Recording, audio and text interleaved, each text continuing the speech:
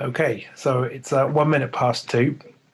So I'm just going to make a start. So thanks everyone for joining us. And I'd just like to introduce Professor Louise Archer, who is the Karl Mannheim Chair of Sociology of Education at the UCL Institute of Education. And perhaps slightly less prestigiously, was also my PhD supervisor. So it's really nice to see Louise again. Professor Archer's work focuses on educational inequalities, particularly in relation to gender, ethnicity and social class. And we've invited Louise to talk about the concept of science capital. Louise's concept of science capital has been adopted by many involved in science education and science engagement. And it can help us understand patterns in terms of why particular people feel engaged with science and while others feel excluded from science. As science capital continues to gain traction in both policy and science education, it's a real privilege to have Professor Archer come and talk to us today. One of the key issues for us in connecting science at the Genome Campus is providing opportunities for everyone to engage with genomics. So I think Louise's work has a great deal of relevance for us. So with the introduction done, I'd like to hand over to Louise. Thanks. Brilliant, thank you very much. I'll just try and share my screen while we're here. Great, so hopefully that's working now. So it's really nice to join you today, and also it was an absolute pleasure co-supervising John's PhD with Anna, who's also on the call today. So it's doubly nice to be here. So I'm going to talk about our work on engaging young people with STEM, and particularly our science capital aspect, as John just said. Obviously, the policy context to this is, as I'm sure you all are very aware, lots of time and money has been invested into trying to engage more young people with science and with STEM more generally, which has been good. And some of you may be involved in public engagement yourselves. But overall, there's not been a massive change in participation rates, and particularly in the participation profile, especially of those who go into the physical sciences and engineering, which remains very narrow and skewed and privileged towards more privileged social groups. Lots of the efforts have been around trying to make science more fun and interesting, but our research suggests that a lack of interest isn't necessarily the main problem. So since 2009, we've been running our Aspires project, which has been looking at how young people make choices and decisions around their careers, and particularly in relation to science and STEM. So as you can see, we've done a large mixed methods research on this. We've surveyed over 40,000 young people to date, and we've had in-depth tracking of 50 of them and their parents, so over 700 interviews in all so far. We've been interviewing them at different stages since primary, from the age of 10 up to, well, they're 20, 21 currently. So we've picked them up through these surveys and interviews at the end of primary, year 6, then through secondary, year 8, year 9, GCSE years, year 11, through to post-16 at age 17, 18, and where they currently are. And that body of work shows that it's not that they just lack interest in science.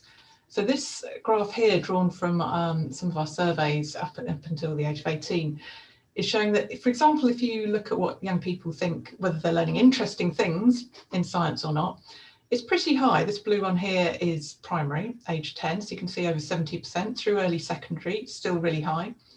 This purple one here is GCSE years, which is pretty hard to keep interest in anything, I think, but you can see here, even it's still nearly 60%. So if nothing else, well done teachers, I'd say.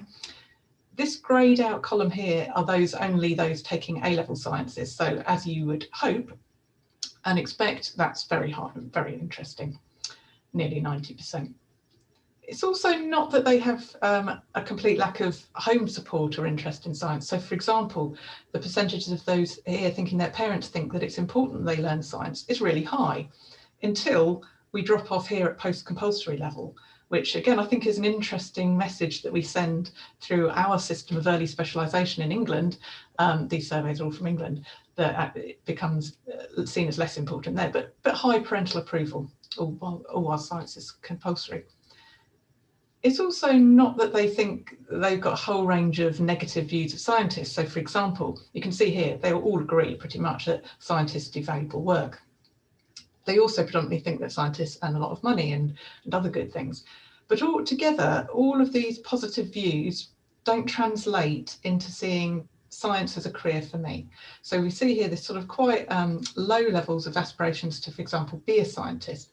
So we're interested in what creates this gap between people who enjoy doing science or find it interesting versus not seeing it as something for me in the future. And although this looks like it bobbles around a bit, statistically, there's no difference between the percentage of students at age 10 versus at age 18 wanting to be a scientist, which is quite static. We were surprised by that. So we were thinking, particularly given the high valuing of science early on, that maybe this would have been higher. So why is it that even by the age of 10, scientist is not seen as a career for me? Just to put that into a bit of context, this is our year 11, age 15, 16 data. You can just see that how scientists compares to other careers. So you can see, for example, that here business is really popular and business over time stays very popular. Scientist is even lower than celebrity, slightly depressingly there, although it's lower than engineering as well. But what this tells us as well when we look at who's aspiring is that business is the most inclusive aspiration in the sense of having the best gender, class and ethnic mix of young people aspiring to it. Whereas when you take science and engineering particularly, you're predominantly talking about more affluent white and South Asian middle class boys who are aspiring to these. So we're interested in what makes science aligned with these ideas. It's also interesting in the case of engineering that it's not just an issue of aspiration, because we don't have nearly 30% of young people going into engineering. So it's also what causes these drop-offs. So in the Aspires project, we've tried to map out all the different factors that we could see across the data we collected as making a difference. We've summed it all up in this handy graphic, which I think, if nothing else, is the classic maxim of it is all very complex.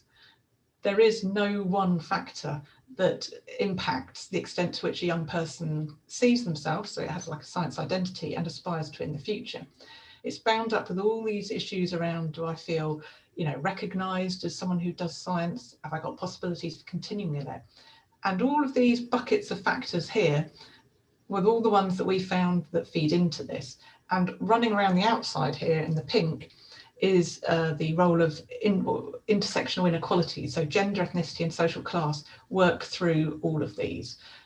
But we couldn't quite get the arrows to work there. But the idea is that the fact that these are overlapping is to convey that all these factors together, they all work together and they all play a part. You'll be relieved to know that I'm not going to talk through every single one of these today. I'm going to concentrate particularly on this one up here, but we've got a link to our full report there if you're interested, which does explain all of these. So I do always want to show this, even if I'm just talking about science capital, because it is influential and it's important, but it's not the only factor and it's not on its own. The ways that we organise science, the educational gatekeeping we do, for example, we stream young people from about the age of 13, 14 into these double science, triple science routes. We make it harder to access, for example, A-level physics than other subjects because it's marked harder at A-level. All of these practices all play a part. So even if a young person aspires to science, there are lots of things going on here which keep them out and make it not possible to continue. So thinking about this little blue box up, bunch of factors up here, science capital, we developed the concept in the Aspires project and extended it since through other projects. And it's really just a way of keeping and holding together all the science related resources that you might have. So it, as I'll explain in a minute, it kind of encompasses different dimensions like your scientific literacy, your dispositions, what you do in your spare time, who you know, and so on. When we conducted further surveys, we found nationally about 5% of 11-15-year-olds had what you could call high science capital, and about 27%, which is quite large, had lower levels of science capital. And statistically, our survey work suggests the more science capital a young person has, the more likely they are to aspire to and actually to continue into post-16 science and to see themselves as a sort of science person. So as I said, you can think of science capital as having four main pockets. We often use the bag metaphor. We do love a metaphor. If you think of science capital as your bag of stuff, and the four main pockets would be your science literacy, so what you know about science, your attitudes and values, how you think about it. If you're a young person, what you do in your leisure time out of school. Do you go to science museums, read science books, go on the internet, look up science, that sort of thing? And who is there at home providing you with, is there anyone motivating you, or who's got a science qualification or a job? So unsurprisingly, the more you have of all of these, the more likely you are to continue with science in the future. And we understand science capital through this sociological lens. So we draw particularly on the work of Pierre Bourdieu, was a French sociologist, and his ideas of habitus, capital and field. Now, Bourdieu didn't really have much time or interest in science. He particularly formulated his ideas in relation to the arts, but we've extended those, and we think that they provide a good way of understanding it. So for Bourdieu, he said you can basically understand these patterns that we get in social life through the interaction of habitus, capital and field. So habitus is kind of your socialized dispositions. So it's this kind of the feel for the game that you get through the way you're brought up, and it formulates these ideas of whether something feels for me or not. Does that feel like what people like me do? Capital is like the hand you have to play in the game. So this is the cultural, social, economic and different sorts of resources that you have. And all of this takes place within the context of what he calls field. So field is more than just spaces or context. For Bourdieu, field is very much about power. So it's all about spaces of positions and position taking. And importantly, field sets the rules of the game. So the field you're in will determine the value of your capital. Your capital doesn't have a value, an inherent value per se. It's determined by whether it's valued or not in that context. So Bourdieu says it's the extent of fit between your habitus capital and a particular field that determines whether you experience that setting as he would call, says, a fish in water. So does it feel easy? Do you move easily? He talks about middle-class students in education being like a fish in water, whereas for a working class student, it can feel more alien. And we would say that extends to the idea of science as well. So these interactions of habitus, capital and field can produce different STEM trajectories or non-STEM trajectories. And we try and, as I said, we do love an analogy or a metaphor. We use the notion of the candle to try and explain this. So if we think of a young person's engagement with science as being the burning flame of a candle, it might burn really strong and consistently, it might flicker and go out and so on.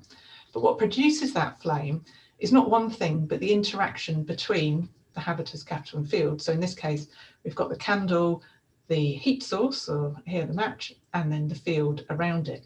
So a lot of interventions focus on trying to get the wax of the candle really good. So they focus on trying to support or change the young person, which is all important. You need, a source of fuel here, but it's only one aspect. Other interventions focus on having a really good teacher or an engaging experience. But the point we're trying to make here is that if you don't have any air in the candle, around the candle, and your candle's on earth, or you have a very strong wind that keeps blowing the flame out and keeps needing to be relit, then it's no good just focusing on the candle or just focusing on the heat source of the match. It's the interaction of all of them, and particularly important is the field. So just to sort of work with this idea of high and low science capital families a bit more, I like to caveat the terminology of high and low. We originally proposed it because we thought it would be a bit more accessible terminology, but there is an inherent danger in there that it sets up a kind of deficit idea that low science capital families are lacking, whereas actually from our conceptual point of view, the problem would be with the field not valuing what they've got. No one's got an empty bag. It's just that what the contents of their bag will be valued differently in different settings. So we've decided not to use the more Bourdieusian terminology, which would have been exchange value and use value capital, because we felt that wasn't remotely accessible, but we do just want to bracket the high-low issue.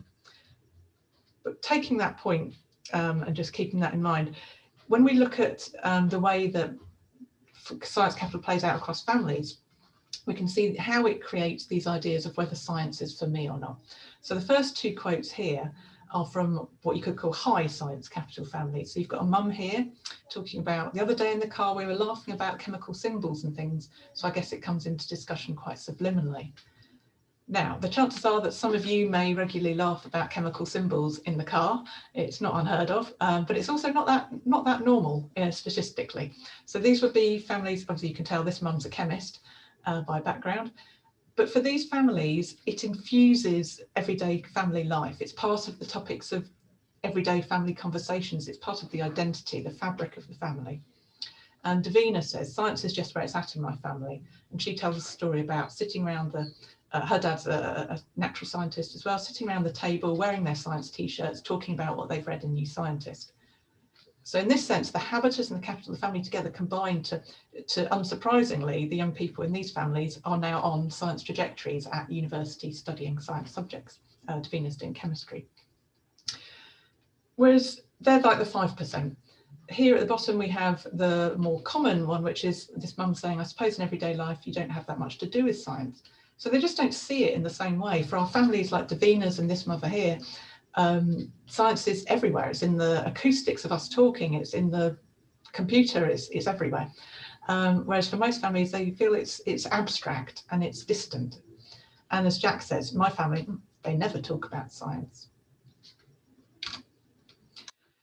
So the field that you then encounter determines how much of your experiences, your knowledge, your interests and so on can get realised and translated into forms of science capital or not. So different fields offer different affordances or limitations. And there's a really nice example of this in a study from the US by Heidi Carlone and colleagues, who followed the same class through different teachers over different years in a middle school. And they found that when one teacher, they had quite a sort of more progressive student-centred teacher whose teaching was all around curiosity, were all co-learners, many more kids in that class, their science capital was leveraged and realised, but also they felt sciencey. They could see a way for themselves to be in science.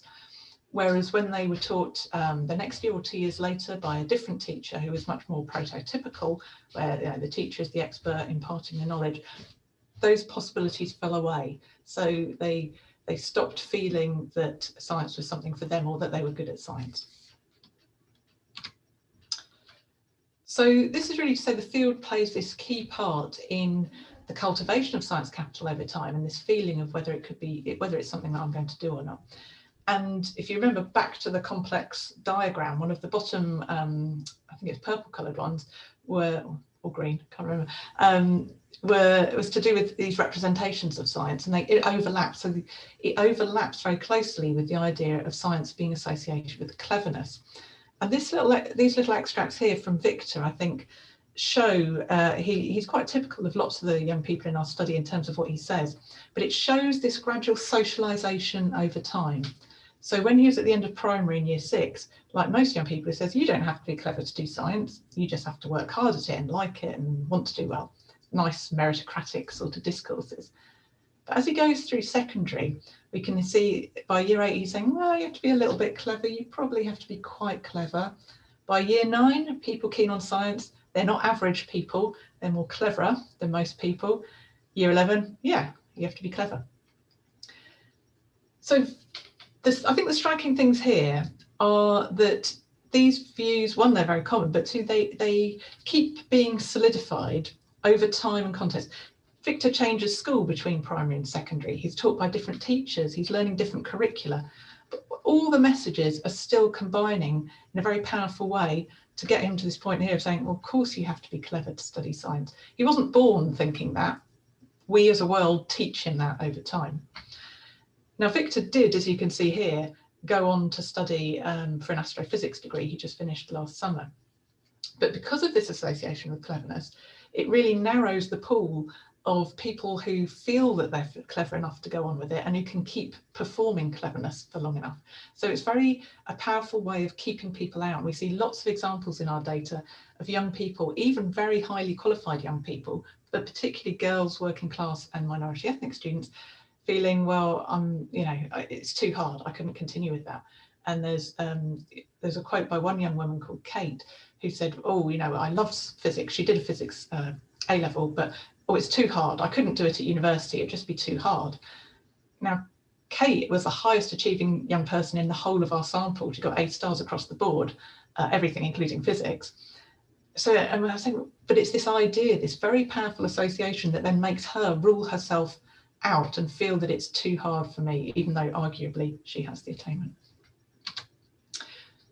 As a result, we see many even very highly interested, very capable young people being stopped or hindered, prevented from continuing with science, both through being not allowed to take the subject further. So we have quite high gatekeeping, as I mentioned at the start, measures for who's allowed to take the subjects. And we have young people in our sample who loved science, but who weren't allowed to continue with it because they weren't achieving highly enough, allegedly. And then we've got the self-exclusion, the idea that science is interesting, but not for me, it would be too hard, or it's not for people like me. So we get the picture that those who then continue with science, but particularly in physics, as modelled here for us by Sheldon from the Big Bang Theory, are quite exceptional. So taking physics as the example, if we look at who takes A-level physics or physics beyond that, they're very high attaining, very exceptional young people with lots and lots of science capital. And it creates this sort of self-fulfilling prophecy in that when we looked at our survey data from the A-level students, the students who are the most likely statistically to agree that scientists are odd, male and geeky were our A-level physics students.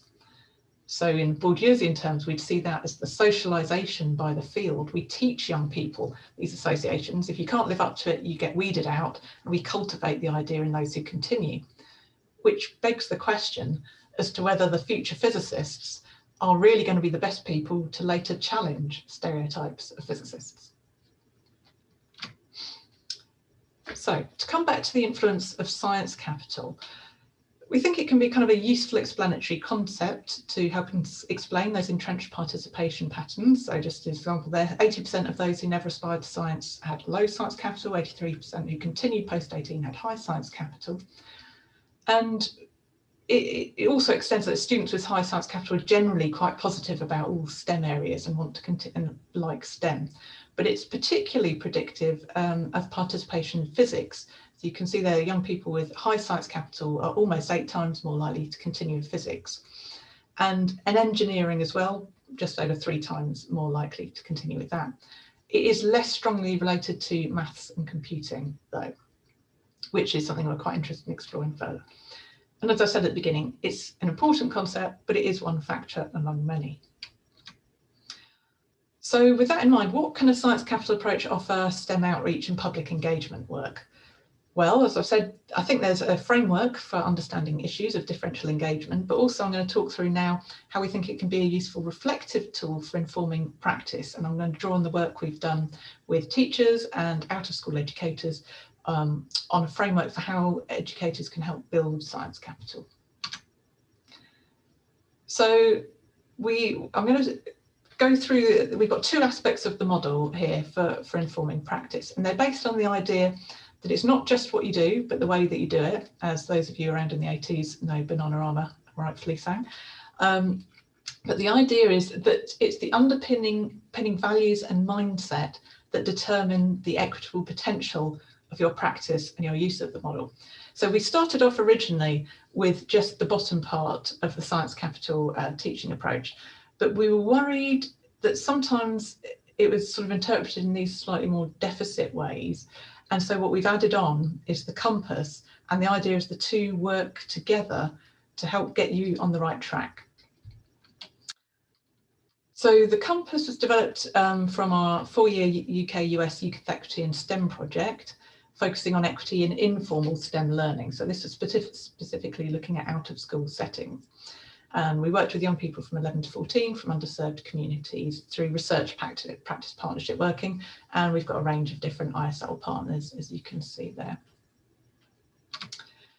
And we co-developed the compass with our practice partners to really try and, it's called the compass because the idea is it can try and orientate you towards equitable practice. It's basically saying, here are 8 key dimensions that we might want to think about in relation to our practice. And we've got a dimension for each one. And the idea is that the nearer the centre of the model you are, the less good. Equitable practice is ever moving outwards through these 8 dimensions. We've got a little animation, if you're interested, just a 2-minute animation that explains it more clearly than I will now. But the idea is that you can use each of these dimensions to reflect on your practice and think, to what extent am I reproducing inequalities or sort of ignoring them or not paying attention to them, or to what part, in what ways is it really being more equitable and socially just? So there are a set of reflective questions in relation to each of the dimension. I won't read through all of these. It's you can have copies of this afterwards, or check out our resources if you want them. Basically, they're questions. For example, we know that longer term engagement is much more powerful and impactful than short term. So to what extent, if we were looking at the time dimension, is what we're doing one-off, or to what extent is it supporting trajectories longer term? To what point, to what extent are what we're doing, is it in the interests of maybe of industry or ourselves or the government, or to what extent are we doing it in the interest, meeting the needs, interests and drivers of underserved communities? Or to what extent are we being participatory in our practice? Are we doing science to, for, or with young people?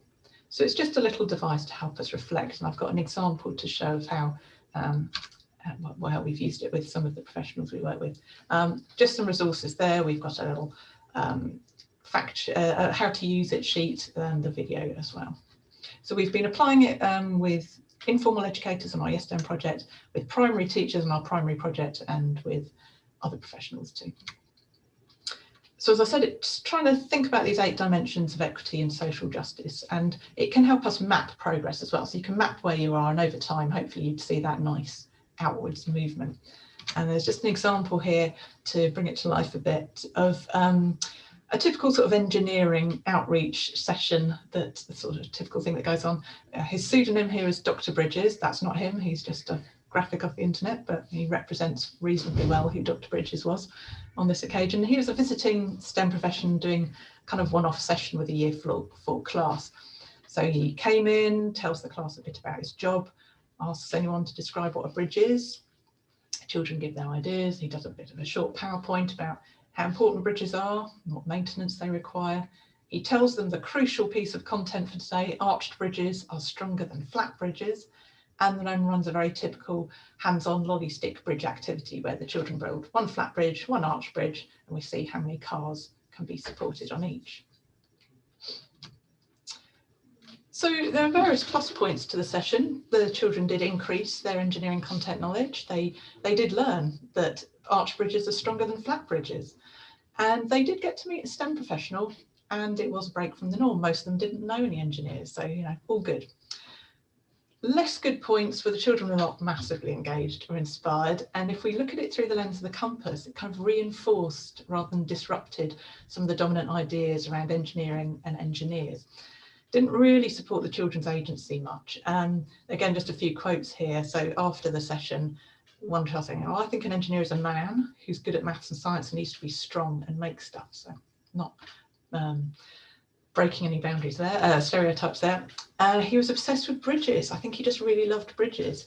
And to be fair to Dr. Bridges, he absolutely did love bridges. He was incredibly passionate about bridges.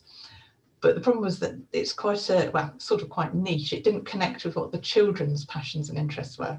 And again, which is fine, but if you're not the most massive fan of bridges, how far can it go? So we'd say if we were mapping Dr. Bridges through the compass, we would say that, well, actually, it really wasn't very participatory. He wasn't drawing much on what the children already knew.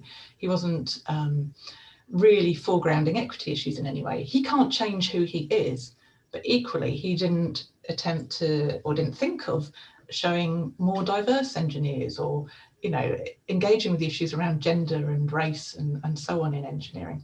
So there's other ways that if you're using the compass, he could have done it. And when we work with teachers and out of school educators, we often do a workshop session where it's relatively easy to think of ways that we could shift this outwards. And it's just a reflective way that we can help bring those ideas in and think about how can we make our practice a bit more equitable. So we then integrate the compass with what we call the science capital teaching approach. And there's this is the thumbnail of our handbook that we've got for secondary teachers. There's one coming now for primary as well next September time. And this idea is sort of, how do we build on these ideas around equity? How can we challenge these representations of science as masculine, as clever? We can't do a lot about the way schools are set up, but we can change the ways that young people get to experience science and how it connects to them, their habitus and their capital, how it values what they bring with them. So this is then how we've got our equity mindset, and we now apply it through the model. So the model is all about, going back to our candle analogy, changing the air around the candle. So we're going to stop trying to change the young person and fix the candle. We're going to change the air around it, by which I mean changing the practice. So the ideas of this approach is it is a mindset approach. It works with any curriculum. And the key principles are about improving young people's meaningful connections with science and their relationship with it, making it feel more relevant. So we've done this over the last 6 years or so now. We worked for 4 years, as you can see, with secondary, with teachers in London and cities in the north. We did 2-year-long trials. We're now doing that same process, but with primary teachers. And we've also been working with informal educators to try and apply the model again, because what I'll show you now are very much the wordings of the school models, but hopefully you can see the way it's going when we're developing it with informal too. And as I said, changing practice and relations of power and representation. So in a nutshell, this is the science capital teaching approach. It's a typical reflective approach. Reflect on your practice and tweak lessons in this case. It's built, this is the primary model, but it works for secondary as well. It's built on a bedrock of good secondary teaching, or if you're in informal, good informal practice in whatever your sector is. And it has these essential foundations which are around broadening what and who counts in STEM. So these are techniques that the primary teachers have identified in particular, which is around how you tailor to the least engaged, start with the child, level the playing field, promote student voice and agency. They're built through these pillars of practice, and then hopefully the outcome is more equitable science engagement. So just to give you a little sense of what that means a little bit more, so the idea of broadening what counts is very much that changing the air around the candle. It's not just the science concepts or content might be difficult. The whole concept of science itself can feel alien. So we want to change who gets recognised in, whether it's classrooms or settings like Dr. Bridges' engagement session, and what counts as doing science. So there are aspects, this is from the primary, as I said, where sometimes teachers talk about, well, they'll tailor their session to who they see as the quote unquote least engaged in the class. So the idea of thinking about the session you're giving through the lens of of someone who's not, who's from a community historically underrepresented, for instance. Centering the participant and the young person as well, valuing who they are and what they bring with them. Leveling the playing field, so not assuming everyone's got the same knowledge, experience or resources, and then particularly focusing on supporting young people's voice and agency through the learning experience, which is very much trying to use STEM as a vehicle and not a destination. I think often in public engagement work, engaging with STEM or getting more young people to study STEM is seen as the destination, but we're suggesting STEM should be a vehicle towards supporting the interests and needs of underserved communities, whatever those are, not the destination itself.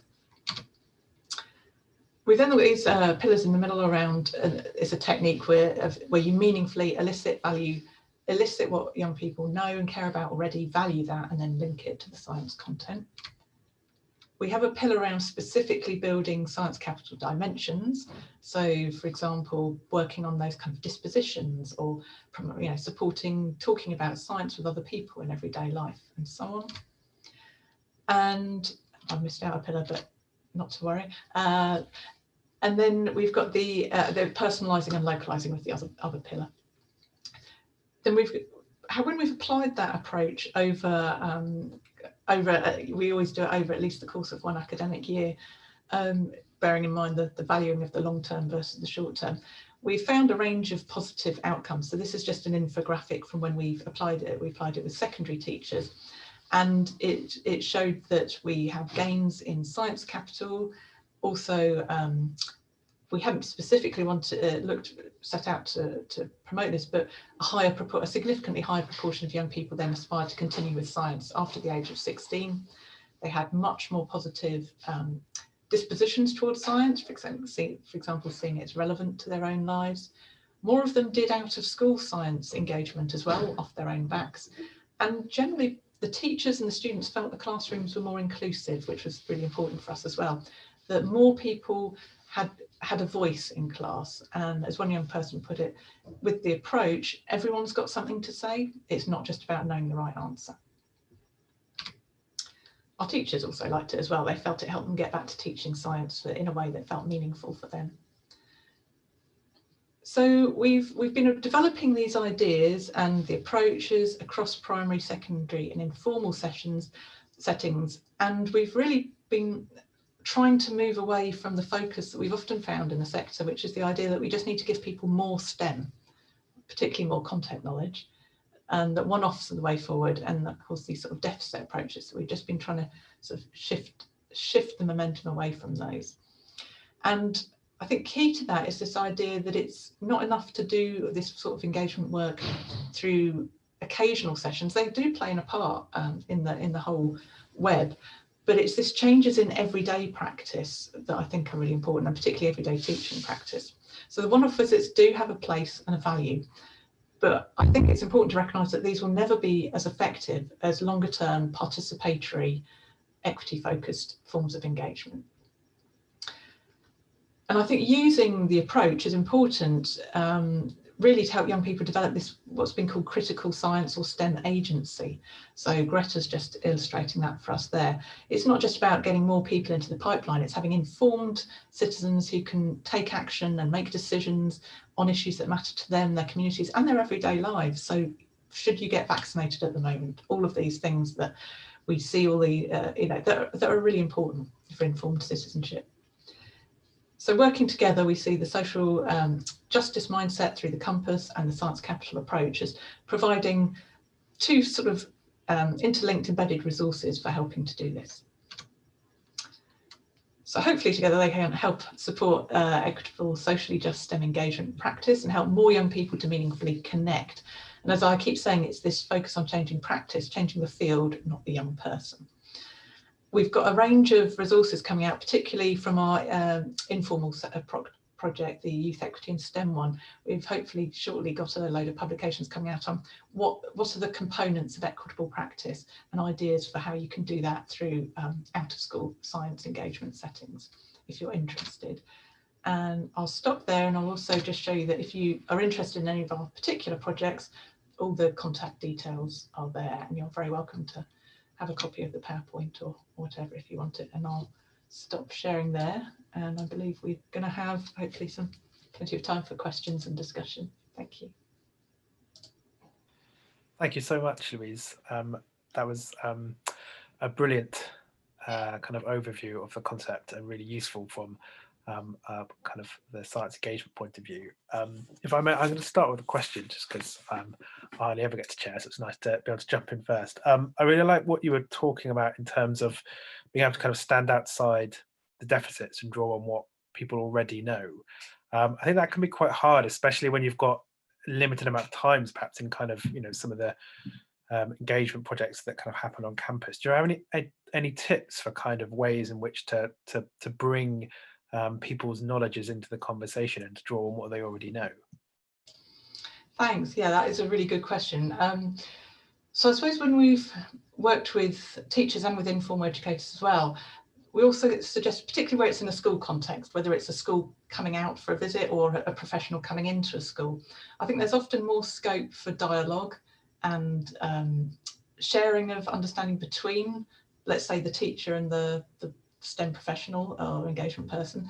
So a lot of times it can be a bit, someone comes in and it's kind of like a lesson off, it's a thing, whereas actually the teacher would have a lot of knowledge about the class that they could share and the school with the person doing the session as well, which could help that.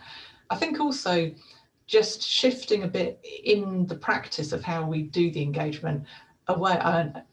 Lots of people do it in lots of different ways, but sometimes there's a sort of whiz pop bang element, or I'm going to show you something awesome, which is nice. But there's a lot of focus on the content and less on how could it be more participatory. So Dr. Bridges, for instance, he didn't have to come in and tell them so much. He could find out, he can have more discussion time or set it up in a way where he's given them, they've had a little pre-task or something to think about, and they can come with their ideas for what do they care about, what would they want to build, And then he can facilitate that more rather than being quite so top down. But I agree, it's a challenge in a short time. I love that quote. I've just written it down from one of your posts. Everyone's got something to say. It's not about the right answer. I think that can obviously be a mantra for lots of science engagement. It's brilliant.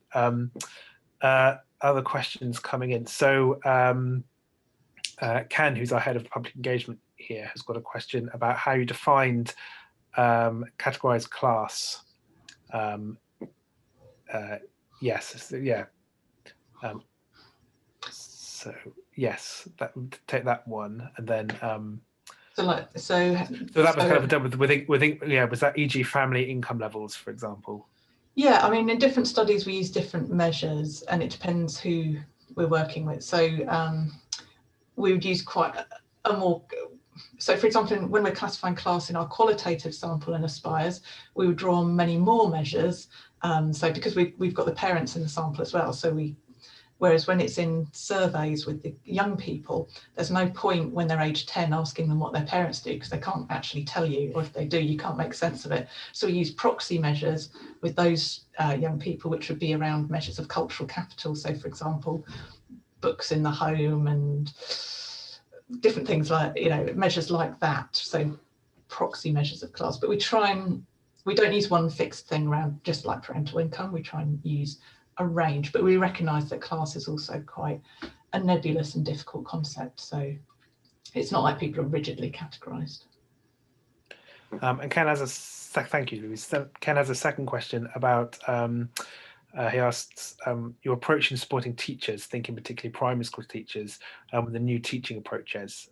Did you implement new approaches to CPD?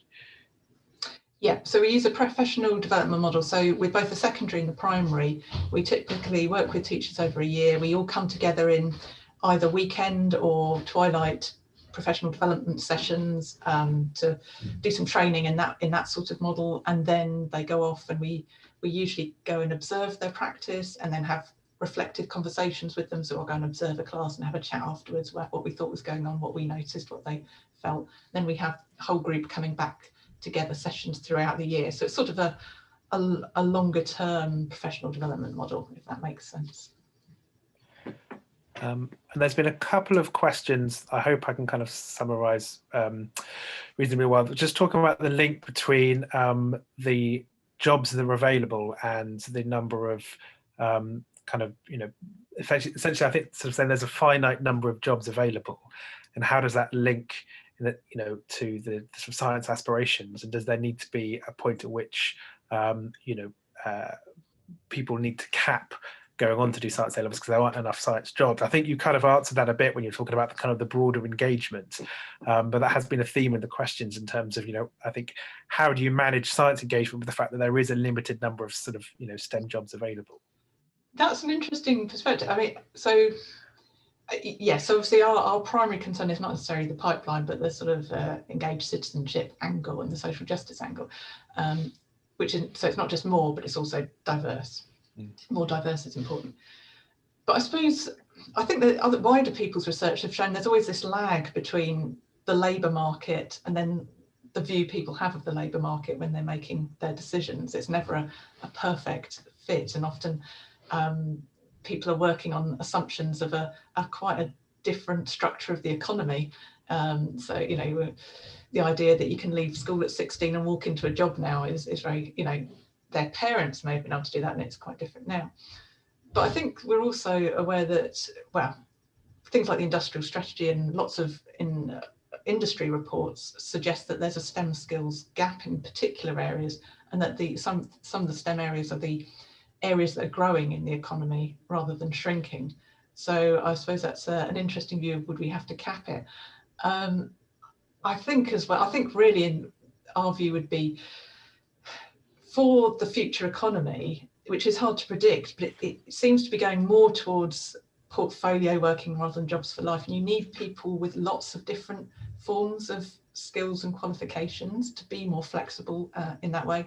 And at the moment, we feel it's quite narrow. I mean, the UK, England, is quite internationally anomalous in having this system of early specialisation. We say specialise early, don't keep your options open, do sciences or arts, and whereas other systems which have baccalaureate systems approaches have much broader ways of preparing young people for the future. So I think that's something that as a country we do need to reflect on and think about, is that the best way to stick with narrow A levels and so on for the future? A levels are only one aspect of the system, but as an example. So there's lots of questions coming in, so if I miss any, I'm really sorry. There's one quick question which I think would be reasonably simple, and then a really interesting one that may be a bit longer. So one question asks, what was the comparison in the uptake of science A levels between working class Caucasian children compared to BAM children? Is there still a significant difference? So I guess kind of what are the demographic difference in A levels of science uptake? Good question. And again, it's like there's a slight limitation there on how data is collected as well. So it wouldn't be, we're not classed by working class, middle class in that respect. Like official statistics would show you, would talk about it. You might be able to look at pupil premium as a proxy and so on. So generally, obviously, working class kids take fewer science A levels, are less likely to take science A levels than middle class. And then within Black and minority ethnic, there's a difference in uptake between South Asian students who are more likely to than Black students. So it is a quick question, but I'm giving a slightly convoluted answer. I think we've got time for two more questions. One is a really interesting question. So Marina has asked a question. She's co-founded a non-for-profit using letter exchanges between sciences and students for the development in 9 Portuguese countries, and has mentioned that often funding to attract interest in these topics is often focused on a kind of deficits narrative, and is wondering if there are ways to kind of sell those projects that are kind of more focused on kind of this empowerment and this kind of science capital approach. How to get more funding for projects? So how do you kind of sort of for these kind of engagement projects like the one that Marina is doing? How do you sort of sell those to stand outside deficit narrative? Because often those seem to be the ones that attract funding. So it's kind of, how do you take these kind of as I read the question, it's how do you take this kind of science capital, which is a more empowering approach, and kind of use that to kind of attract funding? Yeah, it's a really good question. It's an enduring problem of, I think there needs to be a lot more dialogue and work with funders to help them understand, because there's a challenge for some funders around. They obviously want to support more young people into STEM, but there's also that sometimes these concerns of wanting high numbers or things that can then look good to their boards or their trustees or so on. And I think there is a need to work with funders to help them realise that actually if you fund smaller, more in-depth, often costlier things, they can actually have more impact if that's what they're actually committed to and want. So if they're genuinely committed to wanting to support more underserved communities into STEM, then they should not be funding big, I've had 20,000 people come past a stand today at a big fair type initiatives, because it will not make a difference at all. So I think it is a longer term goal, but I think also telling those stories and showing the impact on the young people from those sorts of more equity orientated projects can be very powerful. And I think some of it is sharing that in a short, succinct way that funders can get behind and feel excited by.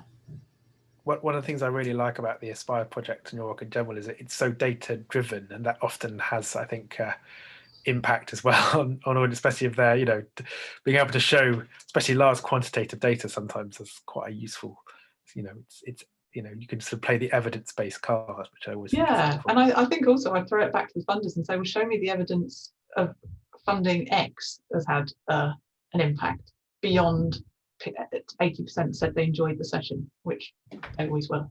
If it's and just one which is particularly relevant to kind of those of us, on the Genome campus. So we're often doing these kind of sort of engagement events, sometimes kind of one-off, and sometimes it's with a kind of disconnected public audience, people who are kind of not interested or have ambivalent views about genetics and genomics. Do you have any kind of top tips for using this the science capital as kind of giving them a way into the conversation? Yeah, I think we'd say developing relationships. So with particular local communities, whoever they, you will know your local communities that don't engage, that you want to engage with, and working with them to, again, it's that sort of using the idea of vehicle and destination. What do they want and need, and how can you help support that? So one of our partners is on one of the projects is Knowle West Media Centre in Bristol, and they're just a brilliant example of this. So they're not genomics, but they are based in the local community. They have long relationships with them, and they design their projects in a participatory way with those community members. So what matters to them? So if it's housing, then they've designed projects around that support the community to engage with the issue in ways that they care about and that matter to them. So it's not, they wouldn't necessarily know the answers before going into a project. They would use that participatory model, and that can be really powerful. And it's developing those networks and pathways, because you can inspire someone with a one-off thing, but then where do they go next? And I think what places like Knowle West are brilliant at is that brokering and creating pathways for people to pass them on between. One organisation can't do everything, but you can help play a part in a wider web, and really think about it from that pathway perspective. If someone's suddenly engaged and inspired, what would they do next with that? We can't just sort of throw them out and say, find your way, find something else. So I think partnerships is important. That's a really practical answer to a question, and a really useful one, and I think a good place to stop, because that's such a positive note to stop on, a really helpful kind of tip, especially for kind of a lot of the work that we do on the Genome Campus. So thanks so much, Louise. It's been a real pleasure catching up and kind of sort of sharing. I know that it's been something I've been interested in since my PhD, so it's great to kind of have an opportunity to share that with sort of wider audiences on the Genome Campus.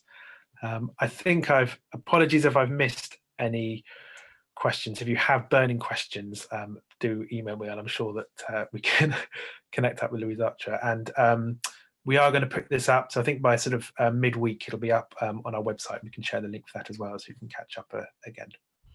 Thanks for the interesting questions. Thanks so much, Louise. It's been brilliant. Thank you. Thank you.